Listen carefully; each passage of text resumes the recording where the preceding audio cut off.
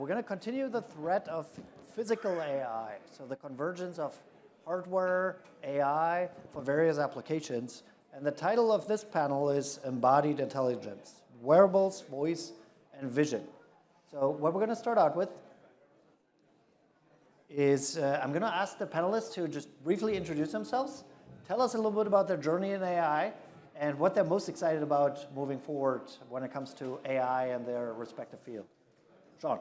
Okay, great. Well, it's so nice to be here, and thanks, Gordon, for chairing the panel. I'm Sean Follmer. I'm an associate professor of mechanical engineering and computer science here at Stanford. And while the panel is titled Vision and Audition and these other things, what my lab studies is the sense of touch and basically what we call haptics. And my belief is that basically throughout our entire day, touch plays such an important role in the way we do so many of our tasks. Think about making breakfast in the morning, hugging your son goodbye at daycare, or if you're a surgeon, taking really precise feelings of different parts of the body as you decide to make an incision or something like that, all the way to after work playing golf at the range. So touch is such an important part, this sense of kinesthetics, so important to how we understand the world and how we choose to make actions. And basically, I think there's this huge opportunity because touch is so important for the ways that it encodes tacit knowledge, the knowledge that we have that's so hard to communicate to other people, that we can, there's sort of a number of opportunities. And so in my lab, we're really excited about two of those opportunities.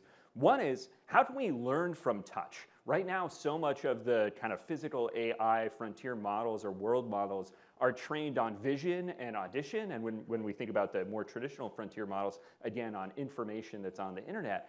How do we get access to this rich information about how experts do tasks? And how can we learn and build models of expert behavior on really complicated tasks? And so we work with people in the medical school on trying to build models for how to, for example, neonatal residents do intubation or other really time-critical tasks, and how do they use touch to do that? The second opportunity, I think, is that how do we use touch to communicate information? If you think about, if you're in a golf class or something like that, think about the ways and the power that golf instructor has to move your body to communicate something that's so hard to say in words or through audio or through other means. And so I think there's this rich space of opportunities for how we intervene and amplify people's abilities.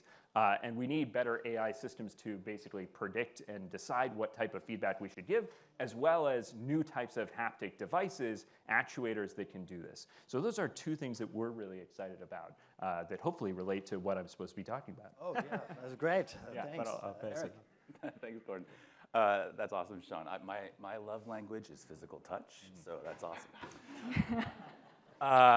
My name is Erick Tseng. I have had a fun, winding history through tech, and I think you've probably heard this theme already since yesterday and today.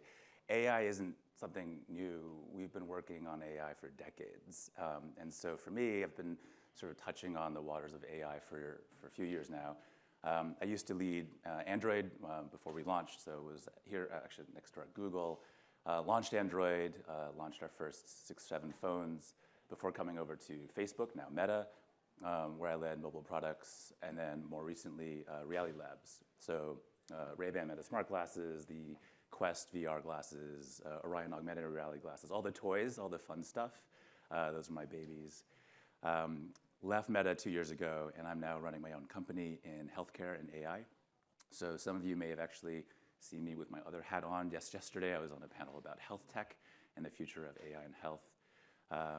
But just to kind of answer your question, I'll give an example of what something I'm excited about that touches on both my current work in health and then this current topic today. One of the big things I'm excited about with AI is how it can help humanize human-computer interaction and human-to-human interaction. So one of the big pieces of tech that we're working on right now is how we can actually embody AI with relational intelligence. We've talked about AI for EI, so emotional intelligence. We're coining a term called relational intelligence. So it's not just about detecting and understanding emotions. It's also about detecting and understanding interpersonal dynamics, trust, love, influence.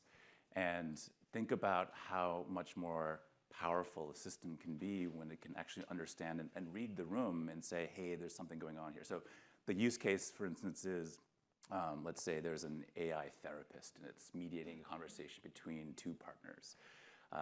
And that conversation isn't going well. Something some of you guys may be familiar with. And as it's devolving, the AI that's watching the conversation through both the language of what's actually being spoken and the tone of voice, but also the nonverbal cues. So body language, body posture, eye contact, or lack thereof.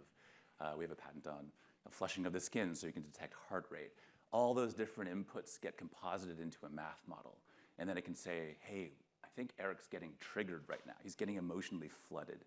And so what the AI can do, which no AI can right now is because they can't read the room, is say, wait, time out. I'm going to interrupt this conversation between two people, call a timeout because I'm going to check in and say, hey, Erick, it seems like you're getting emotionally flooded right now. Should we take a timeout? And that's something which we're just on the cusp of being able to do. And that's what I'm excited about. I think this ability to empower human empathy and understanding into compute is going to be really powerful. Fantastic. Thank you. Zhenan. Hello, everyone. It's a real pleasure to be here. My name is Zhenan Bao. I'm a KK Lee professor at Chemical Engineering Department. I've been here for 21 years, and before that, I was in industry in biolaboratories. So when we talk about AI, I think about it, it's all in the virtual world. So what I do in my lab is really very much on the opposite side. We make things. We make new materials. We make hardware. And our passion is really to make the future electronics to be closer to humans so that human can interact with the surroundings in a more natural way and understand human health without the person has to do anything. So in our case, we invent new materials, new devices, such as sensors that can mimic sense of touch. You somehow get a touch panel here. And we create devices that can generate a sense of touch.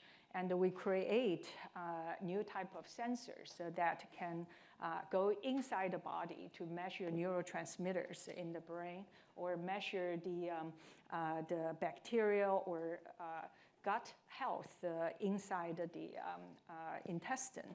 So basically, the way we interact with AI is that, one, we use AI to help us to develop new materials faster. Still, we have to yet to find some materials that's really fully predicted by AI.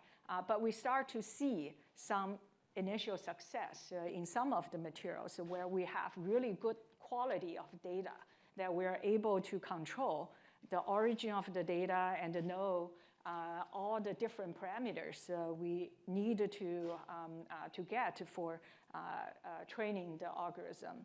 And on the other hand, for creating these devices, and in the end, our devices are really sensing systems. So these systems actually create a lot of data for training algorithm. And in turn, the AI can be used to help us to understand what these data really mean. Then we can start to understand questions, for example, how humans actually interact with the surroundings. What kind of sensing information when this person touches an object? How many sensors do we really need? Is it the whole hand, or is it just one fingertip is sufficient to be able to predict what I'm touching?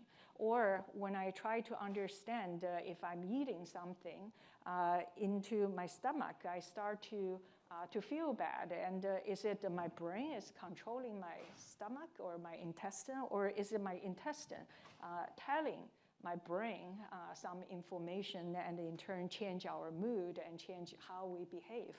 So I think these are a lot of the new possibilities. Now the fusion of hardware and AI is going to be able to enable. Fantastic. Let me start with a question to you, Jen. We've been talking about touch a little bit, and when I think about embodied intelligence, the sensing aspect is so important. how close are we to human level accuracy in terms of like touch sensing on electronic skin? You're a leader in this field. Or are we even beyond human level accuracy already? Like, where are we in time? Yeah, I think there are different parts to it. First, in terms of mimicking human sense of touch, then the individual sensors to mimic pressure, shear, vibration, temperature, or temperature change.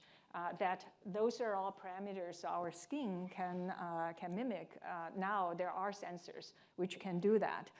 But then there are something really unique about our human skin is the mechanoreceptors. Actually, they generate spike train signal that transmit through long distance to get to our brain. And also there's local processing of signal so that when I touch something hot, then I can immediately respond to it. So these kinds of data processing are also needed in addition to just the sensors. So I think I would say that we're pretty much there with kind of the sensors themselves, but then to be able to take the information and to do local computing at the sensing front, we're not there yet. All right, great. We're going to touch upon this data aspect a little bit later, but let me go back to Sean. So your work explores these interfaces between physical, shape-shifting, tactile displays, and when we think about the ecosystem of wearables today, you know, they're mostly screens, maybe like a Fitbit type thing, watches. Where do you think we're going to see tactile haptic interfaces first, or do we even have them already now? Or maybe even thinking about smart homes and ambient AI, like help me envision where I'm going to see changing, shape-shifting things and tactile interfaces. Yeah, this is a great question. I think, you know, Zhenan is really at the forefront of like, what are the new materials that we need to do this? And I think a lot of the things that we've been thinking about in our lab are like, what are the form factors and the ways that we can actually have the application layer side of things? And I think, you know, so many of us have, you know, already devices on us that provide touch, but, you know, the vibration, the buzzing that we get from this is so different from the rich ways that we communicate through touch, and then also the ways in which, you know, we can physically manipulate things in the world. And so I think there's sort of two vectors. One is, you know, basically robotics moving more into people's lives. And so I think that confluence of the, you know, basically what we've seen in other domains, like the reason that wearables are possible today, right, is really that mobile phones had this big push, all of the compute gets smaller and smaller, battery technology gets better. And so I think similarly, when we think about robotics is going to drive a lot of these things at scale to then provide these opportunities to think about how do we include actuation and actuators into smaller and smaller devices. And so I think at the beginning, it starts to look like devices that aren't so different from this, but that can now really give you much more rich types of haptic feedback to pull on you, to push on you. And I think building on what Zhenan said, I think, you know, basically there's so many interesting things about how we perceive information. So it's not just about the way in which the actuator manipulates your mechanoreceptors. That multi-sensory process of including your vision, your audition, and the other contextual cues that you have can really shape the way that you perceive something. So we do a lot of work in our lab around haptic illusions. These are things that you think you feel, but we're not actually even providing it. So we can amplify, make people feel tugs a lot more than we're actually applying force to them, and many other things. So I think there's kind of a lot of opportunities on the body. Fascinating. Erick, you've helped shape some of the most influential consumer platforms in tech from a product and ecosystem perspective. You know, what are some of the missing pieces to make some of these new types of interfaces truly useful and indispensable in daily life? I mean, there's a lot that's missing. If you look at the adoption curves so far of wearables, it's been very slow in the grand sort of macro scene of things. So there's a lot that's missing. I think we're starting to hit some of the crucial pieces. And so there's parallels between certainly wearables and any kind of technological step change. So like the adoption of smartphones, for instance, took some time. adoption of wrist wearables, and it's taking time. It's still in progress, and there's technical reasons for that. Some of the more unique moats around wearables that are kind of new to us as a society. One of them is just the simple idea of fashion. We saw this with Google Glass, right? It was a device built by geeks for geeks. No normal human wanted to wear Google Glass in public on a sidewalk. And we're still kind of in that uncanny valley today with wearables. It's Apple launched the Vision Pro, and it's Apple. And it was this beautiful piece of hardware, but it still was a giant thing that you strap onto your face and you're walking around in public with a wire and a puck. And again, normal people aren't going to want that. So as an example, when I was at Meta, one of the big decisions that we made was to go and set up this partnership with EssilorLuxottica, the parent company of Ray-Ban. And EssilorLuxottica is the leader in eyewear. They are really the juggernaut. They own Oakley and Ray-Ban and all these licensed brands of eyewear. But most importantly, they have decades of expertise in fashion wear. And so for us at Meta, we knew we were not fashion people.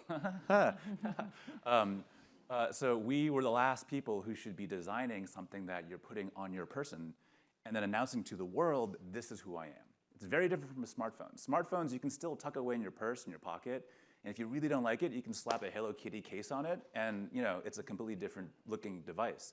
You don't do that with glasses. Glasses is a statement to the world about who you are and what you stand for. And so we wanted to partner with someone who understood how to build a fashionable piece of electronics. That's a very different challenge from anything we've encountered before. Another one is just all-day wearability. So again, we're kind of in this world right now where there are very interesting niche use cases for wearables. Some people are using them for really easy photo and video capture. So I've got an 8-year-old. I love running around after him with my Ray-Bans and just quickly snapping photos in the moment. Like we're at the park, we're running, I don't want to scramble and find my phone. The moment's already passed. So that's a popular use case. Streaming content at concerts, like content producers, social influencers, they use that as well. But most people don't yet have that killer use case.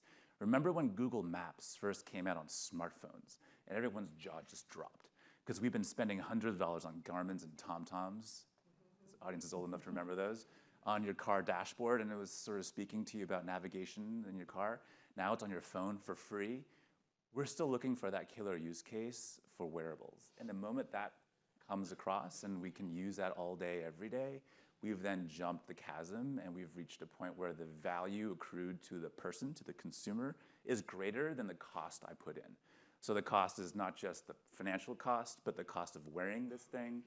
Keep in mind these are electronics, so they dissipate heat. A lot of it. The more we put into these devices, microprojectors, waveguides, all sorts of different optics, the hotter this thing will run. This is some of the most sensitive skin on our person, our face.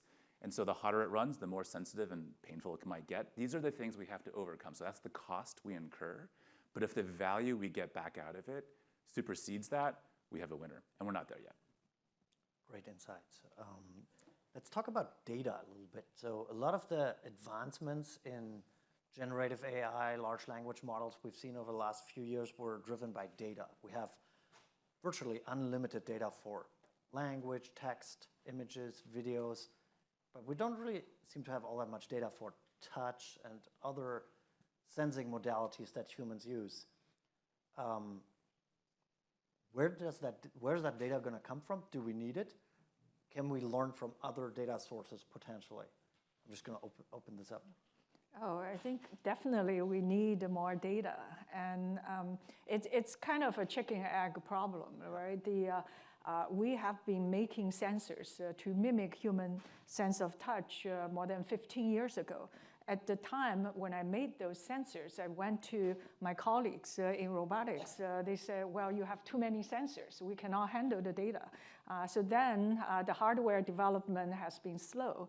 And now suddenly the AI is available that can handle so much data, then it's needing more data. And now I see we're at a stage where there's the demand and there's potential supply that's possible to realize, but still need more boost to get these hardware to really be at a level that can be distributed. And we make these electronic skin now, they're as thin as or thinner than human skin. So we're hoping that people can wear them as if they're not carrying anything, but be able to start interacting with surroundings and collect the data. And then these data could be very useful for humanoid robots, I think. I'll take a different lens on it. So besides touch, vision. So there's a huge parallel question to yours, Gordon, which is around personal data and privacy, right? So yes, we need so much more data. There's almost like this infinite hunger for data when it comes to AI, but we're already kind of like at the limits of what's publicly available, or at least easily available. And now we're kind of getting into the place where, okay, now how do we get creative? How do we look at still existing data sources, but maybe privileged, or maybe confidential, or maybe specialized? So one example of this, I'll take this back to the first example I was sharing around the therapy use case and vision and being able to detect emotions. There's an institute, so raise your hand if you've heard of the Gottman Institute. Yeah, okay, so there's a good chance that many of the hands raised, you may have gone through couples counseling, you may have gone through divorce. So the Gottman Institute is famous for having literally written the book on relationship psychology. And most people, certainly anyone who's gone and gotten licensed in family therapy and divorce therapy, have like done coursework on the Gottmans because they've written the book on how interpersonal dynamics play out. The way they've done that, though, is they have 45 years of research out of something that they call a Love Lab, where they've recorded humans in an actual therapy session. And in Love Lab, the people who've gone through this process have already written consents. They've said, hey, look, this is your data. You go and do what you want with it, because for the good of society, we know that you'll be able to derive really interesting science out of this. That's a really interesting data source. And all of a sudden, what we've been able to do with this data set, so we've been working on it now for the last few years, is be able to extract. So every 4 seconds of video, we're now able to code with PhDs, humans, and code 21 different interpersonal dynamics and emotions, and say, when someone leans back and crosses their arm and looks away, that's disdain, right? Code it. Or if someone leans in and has amazingly direct eye contact, that's influence. And so we're coding this off of a privileged data set, and those are the kinds of things that I think, in this case in vision, will help advance. And so it's about getting creative with how we can continue to expand that universe of available data without just going to like Reddit, which we've really squeezed that lemon already. Yeah, and I think just to follow up, I think the challenge, for touch data is you need direct access to it. And so I think this question of like, where are the domains, these vertical applications where touch plays an important role, and I think we'll see that happening there. I think the challenge is like, how much are people in these domains where there's rich expertise going to want to provide all of that data, because it may eventually lead to them being replaced in some way. And so I think the question for me that's exciting is, how do we think about the ways in which this type of rich data can amplify people as opposed to replacing them? And I think those are the exciting opportunities that find that synergy that can drive more and more data collection, as opposed to just paying people to wear these data collection devices, just like we saw cruise drivers driving around for a long time to get self-driving data. Fantastic. Okay, maybe one quick question for each panelist. Like, if you had infinite resources, what's a moonshot project in this physical AI, wearables, anything closely related space that you would be thrilled to invest in? Like, what do we need? Just a really quick answer. Maybe starting with Sean. Yeah, great. I'm like, oh crap, me? You want me to answer? Well, I think there's so many challenges. I think that these questions around, again, where are the domains in which people need this touch data, and how do we actually collect it, I think is having this sort of beachhead market that can show the benefit for this. And I think we're seeing like companies like Physical Intelligence doing a lot of this without the sense of touch, and where do we show areas where touch really improves performance as opposed to just vision. I'm going to go with really boring answer. Power. We just got to fix batteries. Like, we are all slaves to finding cords every 24 hours in our lives, right? Or more frequently than 24. That's going to get even more painful when we're wearing wearables. These things are even smaller. We can't fit giant batteries on these things. And yet we want to run them all day, every day. I want beamformed power. I want power that goes over the air, that doesn't fry our brains at the same time, but will charge our devices without us having to find cords. Yeah. Maybe that'll be your next Nature paper? Actually, what I'm thinking is also related to power. I think we need new ways of computing, not just staying with the current way. Our human brain consumes very little power, but can process so much information. So we need to learn from how brain actually computes and apply that to our sensors. And also to have physical AI so that we don't do all the processing all in the microprocessor, but the materials, the hardware themselves, they can physically respond to the environment. For example, plants, they don't have brain, but they can move around according to where the sun is and produce action or grab insect, eat insect, right, when triggered. So those are things I think would be very exciting direction. So you guys just want to pause for a minute. Who liked this panel? All right, so just so you know, the purpose, I said to all of them, is the internet's the real audience. So you all were in the room when it happened, but we're going to produce this, and you could send this to your friends, you could dedicate it to people, you could watch it over and over and over again at 2x speed or a third speed, but we want you all to be evangelists for these ideas, and we think these are really important people talking about really important ideas. Gordon, I love this event, would not be happening if it wasn't for Gordon. Who likes this event? Who likes Gordon? Okay. And I really like Eric. He worked at Google, and Zuck took him out of Google and said, we want to go mobile. You did a really good job at making Google mobile. And then he was in charge of some cool stuff. So he and I have a lot of history. But this is a very special panel. I'd like to get two people just to say an aha what they heard. One, two. Who wants to say what they learned from this? Thank you, Eric, for mentioning about the skin part of it. I see a lot of people going, hey Meta, with their Ray-Ban, and that was really... Okay. What did you learn? I mean, I'm working on humanoids, and the sense of touch was very important, so I think that's very important. All right, I'll do two more. Anyone? So something you learned, aha. All right. Thank you so much for mentioning about batteries. It actually helps because I feel like batteries is a field that not a lot of people actually are interested in, but it's a field that's really important. So important. In so many I should fields. mention there's a huge amount of investment on battery for electrical vehicle. But when we try to get funding to develop batteries, wearable batteries, that's high energy density, there's very little funding in that space. But it's different requirements. So the rest of you who have questions, ask them afterwards. You all should get your portraits up there. Maybe if you're nice to them, maybe they'll tag you in to get your portrait. But Davey, why don't you see if there are any audience questions? Since John is here, John, don't go. Just to put a selfish pitch out there, John and I are hosting an event at the Whoop. It's a wearable, if you're familiar with it, and that's in Boston at the Whoop's headquarters. And just to talk about the different dimensions of wearables, voice and vision, John Cappadocia is the founder of Whoop, is a co-founder with a new kind of, I wouldn't call it really a wearable, but vision. It's called Throne, and it's called the Whoop of Poop. So it's a very important factor in terms of longevity. But anyway, the closest I've come to a wearable is to try and wear a wig so I can distinguish myself from that gentleman in the back with a camera who looks like my twin. Keep on getting mistaken from him, so I really want to distinguish. But anyway, just two real quick questions, 30 seconds, responses if possible. Anyone with a question?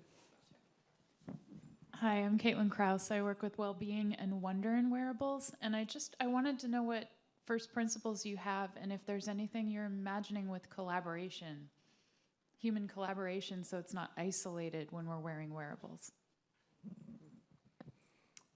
Yeah. Great question. First principles. I mean, look, there is like one principle that is, I think, paramount. And that at the end of the day, the most important thing about any of this tech is humanity. I mean, like the technology, there's all this conversation around like robots taking over the world and AI, and like I think those are great conversations to have. But I think the first principle I always start with is that it is about humanity. Like this is now and always should be technology in service of humanity. And take that as you wish, right? I mean, there's as any first principle, there's all these different ways you can then sort of percolate that through. But I think the implications of that are certainly that, you know, when we build these pieces of, when these devices, these technologies, whatever, they really should be helping us become better at what we do, at being humans. And, you know, and so I will leave it at that. And if you would like to chat more, we can talk. One last question, sorry. My question to Eric, it's widely known that Meta will release a Meta Ray Ban with a display like later this month. I want to know if you think we're hitting an iPhone moment with AR with that, or you think there is still not killer applications like you mentioned? So you said the next Ray-Bans are allegedly with a device, and then what? With an augmented reality display, and if you think we're hitting like kind of an iPhone moment with that, or you think we still don't have iPhone applications? Moment. I see. 5 seconds. iPhone moment. It depends on which generation iPhone. iPhone 1, we're getting closer. Yeah, not because of the device, the display. I think the display is still not going to be all that interesting for most people. Okay. It's going to drive the price point of the second generation one down, which makes it even more accessible, and that's going to start getting more people comfortable wearing something on their face. Fabulous. So thank you, Gordon, very much, and thank you to the panel as well.